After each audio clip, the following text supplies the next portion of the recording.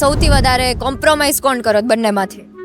બંનેને કરવું પડે. મારી દ્રષ્ટિએ લેડીઝને કરવું પડે વધારે, કારણ કે બધાના નેચર અલગ અલગ હોય. આપણે અલગ નેચરમાંથી અલગ વાતાવરણમાંથી આવ્યા હોય અને અહીંયા બધાના માઇન્ડ એકદમ જ અલગ છે મારા પપ્પાના ઘર કરતા, એટલે થોડુંક આપણને વધારે એડજસ્ટમેન્ટ કરતા હોય એવું લાગે.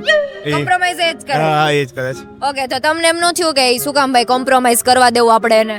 એ તો કેમ કેવું બંનેમાંથી સૌથી વધારે કોમ્પ્રોમાઇઝ કોણ કરે? એ કરે છે. કેવા મલકાઈ ગયા. લાઈફમાં બંને સૌથી વધારે કોમ્પ્રોમાઇઝ કોણ કરે છે? મારી વાઈફ કરે છે.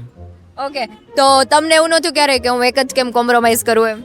એનો સ્વભાવ એવો હોય એટલે આપણે લેટ ગો કરવાનું. મને ઘણી વાર ફીલ થાય છે કે સંસારમાં ભોળો માણસ કેટલો હું છું ભોળો એમ. છું એમ? હા, બહુ ભોળો છું એમ. મને ફીલ ઘણી વાર થાય છે એમ. તમારા બંનેમાંથી સૌથી વધારે કોમ્પ્રોમાઇઝ કોણ કરે છે? હું જ કરું છું ને, તમને નથી લાગતું? બંનેમાંથી કોમ્પ્રોમાઇઝ સૌથી વધારે કોણ કરે? મારા ઘર ના કરે રિયલમાં. મારા શોખ પૂરા કરવા તો કાંઈ વાંધો નહીં, મારે નથી લેવો, તમે લઈ લ્યો. હું કહું હાલો આમ જાય, મને આ જગ્યા ગમે. તો કે, ના ના હાલો તમે કયો જગ્યાએ જઈએ. આપણે તો હું કહું જગ્યાએ પછી જશું આપણે દરેક જગ્યાએ એમ. જો તમને આજનો એપિસોડ ગમ્યો હોય તો ફોલો કરો રાજકોટ બ્લોગ્સ ને, કે જેથી દર શનિવારે મળી શકે રાત્રે 9 વાગ્યે.